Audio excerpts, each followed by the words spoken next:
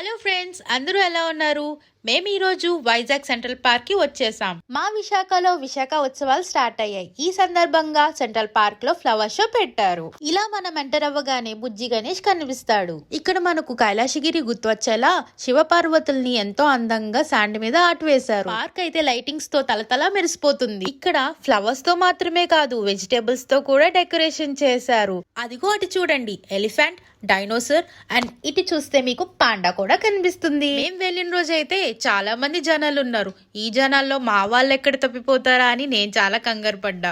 Okay, ఇక్కడ viral penguin కూడా ఉంది. ఇక్కడ మా కనక మహాలక్ష్మి అమ్మవారిని కూడా ఎంతో అందంగా శాండ్ మీద ఆర్ట్ వేశారు. విశాఖ ప్రజల ఆరాధ్య దైవమైన శ్రీ వరాహలక్ష్మి నరసింహస్వామి వారి విగ్రహాన్ని ఫ్లవర్స్ తో మరియు ఫ్రూట్స్ తో డెకరేట్ చేశారు. అండ్ ఫైనల్లీ మనం లేజర్ షోకి వచ్చేసాం. ఇదే ద బెస్ట్ పార్ట్ అని చెప్పొచ్చు.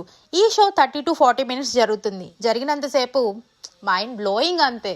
అండ్ బయటికి వచ్చేసాక మా వాళ్ళు ఏమైనా తిందామా అక్క అని అడిగారు.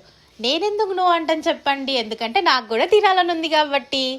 అలా నూడిల్స్ తినేసి ఐస్ క్రీమ్ కూడా తినేసాం. తినేసిన తర్వాత ఇంకేముంది, ఇంటికి వచ్చేసాం. Tata, bye bye.